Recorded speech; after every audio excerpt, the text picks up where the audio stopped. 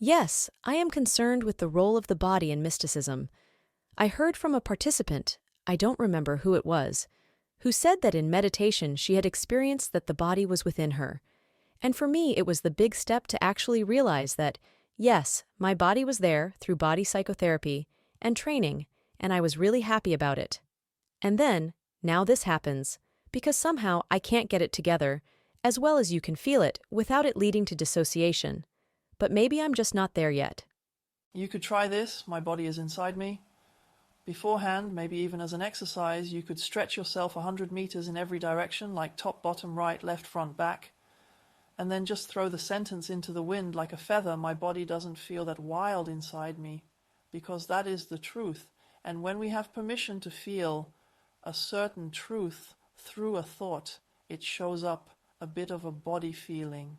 And the thing, my body is inside me, dissociation. I was dealing with the topic of dissociation for a very, very long time. I stand by that too. What can I do about it that my parents did it like that?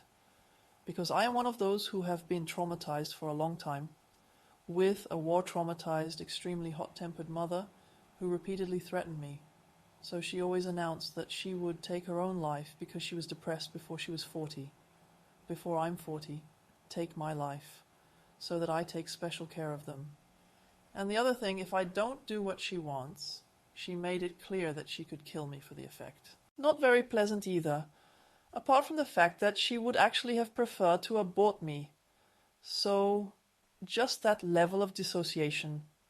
In this respect, psychoanalysis wasn't bad either, because it made it clear to me that maybe there was something there that I wasn't even aware of.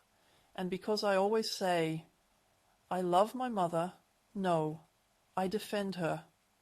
She sacrificed herself for me. So I completely lived my life from her perspective. And in that respect, I only had the story that she told about me. So getting into the body is of course extremely scary because of course the truth is in it. Fear of death, panic, tense, born with scoliosis. So when a mother focuses on you as an embryo with hate, you already have a certain crookedness in your spine. Accessing my body, the first exercise that came to me was that I began to speak the mantra into my body. So wherever I had a tense spot in my body, I didn't have a choice either. I had extreme back and spine pain and sometimes twisted muscles, because even at the beginning of my journey, despite a near-death experience, I still had extreme nightmares in which I was killed, or my mother was a camp guard, where I always thought, what strange dreams do I have? Not anything that has anything to do with me, but in the cellular memory it is. That is, a parental home like a deathly long one. So, yes, you can still build up a bit of intellectual distance, but now, no matter what was going on, I started to mentally say the mantra wherever I had tension, because I noticed that it helped. So I just concentrated on the tension and said the mantra instead of saying it to myself. Yes, great idea, but also not, because my body was literally exploding. So the feelings were now, it was no longer encapsulated in the body, but the feelings, I shouldn't have done it so much before falling asleep, but maybe more after waking up or during the day. I did that too, but unfortunately also a lot before falling asleep. Now I was suddenly stuck in the emotional bubble and didn't know how to get rid of it. Path 2, access to the body. Fortunately, this also occurred to me when I was in one of the completely desperate states again. Oh God, what else is in my body? Love Mysticism. It's in the webinar Mental Healing with Love Mysticism. It used to be called Mental Home, How Does It Work? But I think the title is more precise now. Mental Healing with Love Mysticism, with the Holy Family, those who already know that.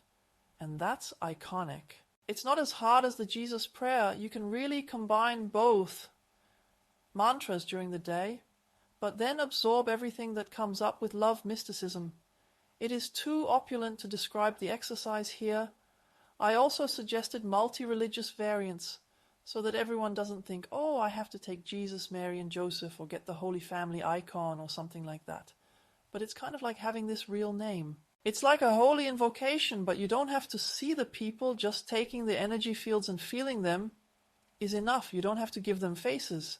And now you can create what very few people in this culture have, namely a secure bond, being held in love no matter how you feel, what threatens you or what you've suffered, that people have your back, that they support you, stand by you, that they do not leave you, that they hold and carry you above all with their field.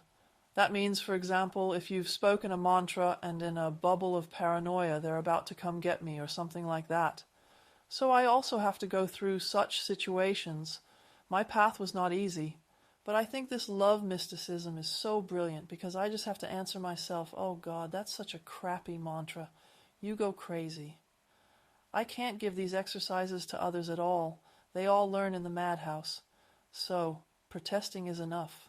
Then you can imagine, for example, what is my sacred place? A beach or a mountain hut in the Alps? Whatever. For example, where are Mary and Joseph now? But you can also take Buddha and Krishna. So depending on religious paths, it's not arbitrary. There are different energies, or the green Tara, or Shakti and Devi, by concentrating on such names and that they are present. The name is the IP to the force field. You can increasingly feel that you are still going crazy. And now you feel so filled with tenderness that you suddenly cry and can't stop and think I'm crazy again. I'm just imagining it all. That's just a description. And in this environment, you really start to feel your body and it lets go. For many people, both their right and left shoulders are extremely overloaded. The right is the active side, and the left is actually something to cuddle with. Let the fives be straight, relax, also like that, vagus nerve side. So actually the cozy receiving side.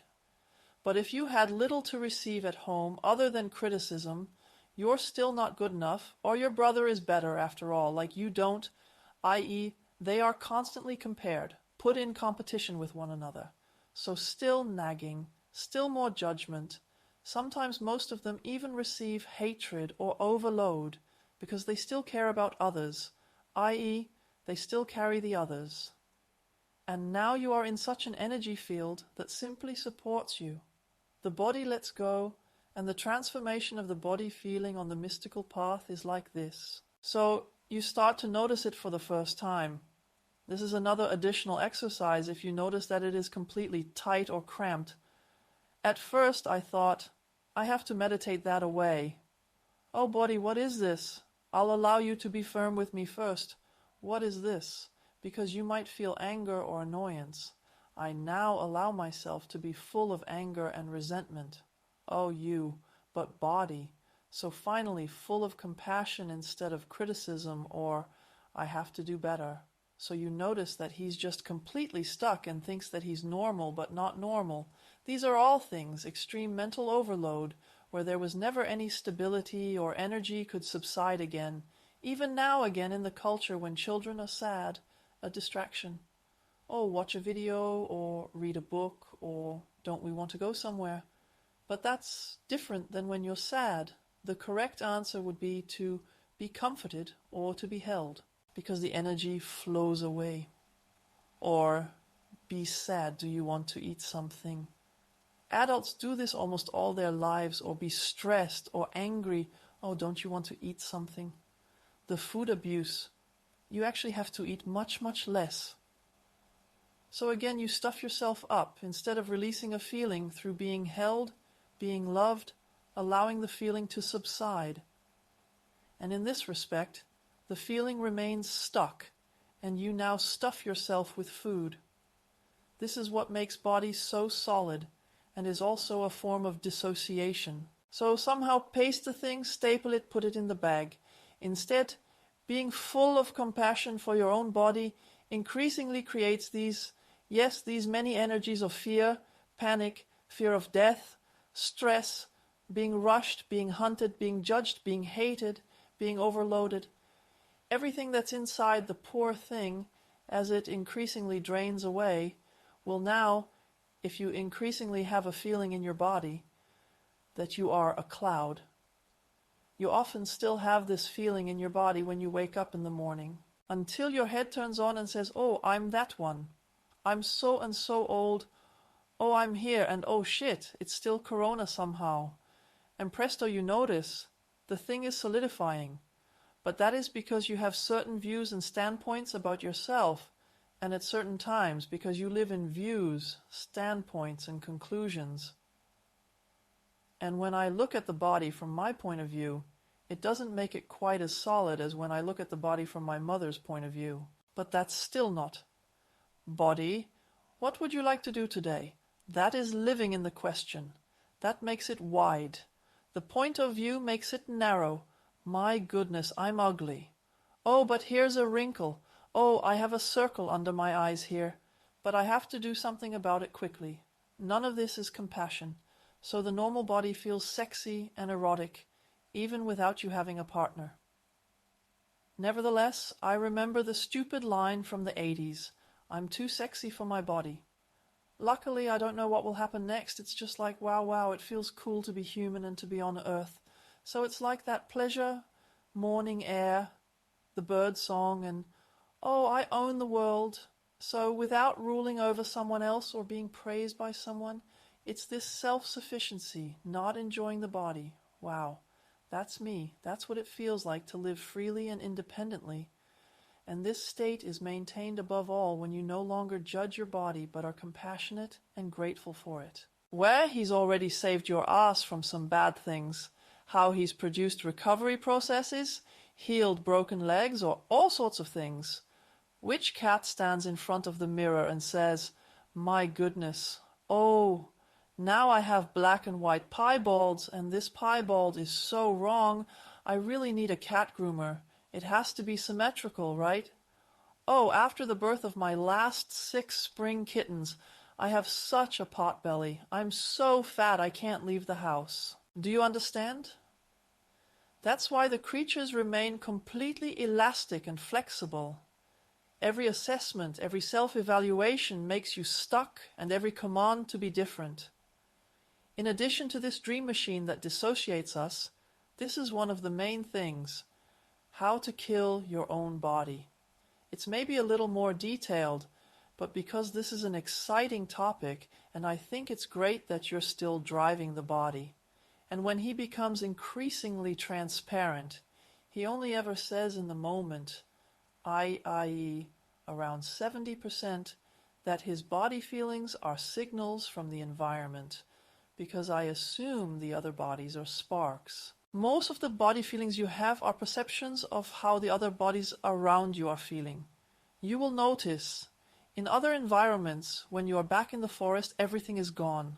That's another thing. And I like to use this switch when it comes to spiritual healing or energy healing, mental healing, no matter what you call it, so that I'm in such a state that, whoa, my body, now you're done. Relax.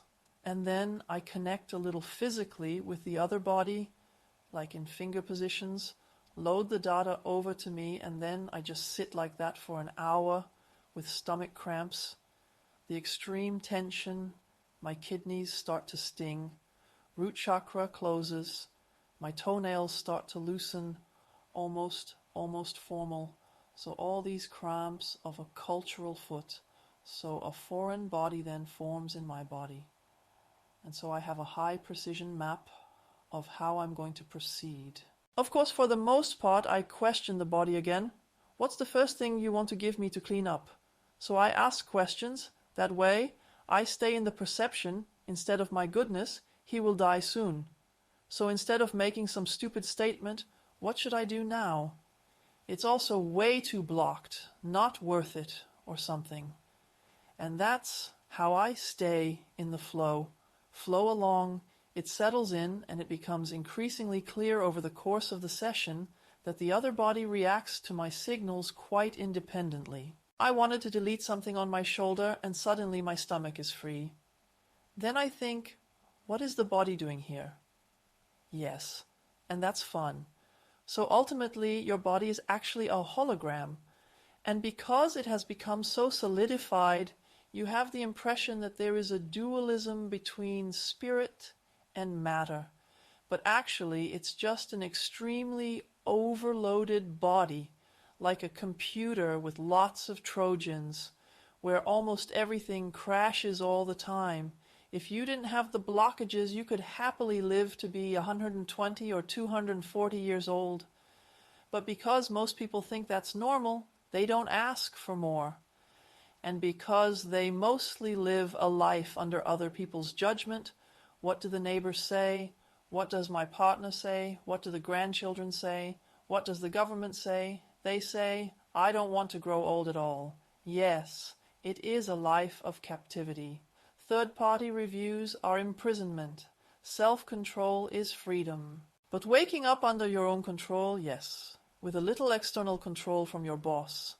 If you have permission for people to criticize you and no longer feel annoyed or threatened by it, it's not so bad anymore. Always, who do I make my God or Lord? You can also deal with bosses pragmatically. So in that respect, it's not a bad world at all. You don't have to change that much. Freedom is pretty easy, only when everyone is free, equally free. So a free, self-determined body that people often ask, body, are you hungry now? What would you like to eat now? The thing is becoming more and more airy, and the system is also rejuvenating. So it's actually not that difficult to rejuvenate yourself because you get rid of these unnecessary aging factors. In that respect, it was a great pleasure for me. What does it mean to stay young forever is a really disgusting neuro, I say. I hear it a lot now, and what cramps it caused in my body again. So he throws out so many blockages that I would otherwise have died from, so that I feel like I'm half dead at times. So when you have an unconscious death program, and now a neuro that is exactly in the opposite direction, it's like a thunderstorm. Yes. And do you realize? Oh, here it is. I allow myself the fantasy of murdering my mother. Yes. Everyone who wanted to rule over me. There are no nice things here in part. There's a meridian down here on my arm that happened to be covered. But the more you put the opposite emphasis, the more your body throws it out and creates blockages where you thought, I'm a bit holy. It's being conscious. And then it increasingly becomes an energy field that you notice, wow, I'm not solid at all. And I am firmly convinced that it is really possible to notice these phenomena of light nutrition or even bilocation. My own body is a hologram, and that is under my control. But the controlled body that serves to make you the slave to the wish fulfillment, other people's goals, the controlled body is solid and dies pretty quickly. But the free body, simply as a scope and energy playing field, whoa body, what else can you do? So you no longer live with the evaluation, and it's not about how much hair do I have, or do I have a fake freckle or something like that. Constantly seeing yourself through someone else's eyes, that kills you. But really as a playing field to say, man, I have two hands. Like in the musical Hair, I got hair and I got my ass. I got teeth. Just thank him for the basics. From there the miracles begin. In both Taoism and Christianity, the transformation of the body is a big topic in monasticism. And from then on it starts to become miraculous. Maybe I've sometimes had a few wrong nutritional experiments behind me, but it's well known among the monk fathers that they mess up sometimes too. But I'm still trying to figure out what a diet looks like that fits the mystical path. Light food is a lofty goal. It only works if you don't stress your poor body, if it's fun, if old blockages are gone. But then that's really enough. So Galina Shadalova, what's it like? They ate less than 1,000 kilocalories a day, desert marathons and mountaineering, mountain tours with luggage, and in the cold camping, in sleeping bags and such crazy things. Or Wim Hof, who through meditation can endure almost an hour in an ice bucket at 0 degrees. Your body can do much, much more. It's not as stupid as a materialist body. The materialist body dies immediately in the ice bucket and dies if it doesn't get its Big Mac. At some point I began to notice, instead of this poor dissociated person, partly full of fear of death, that this is a miracle.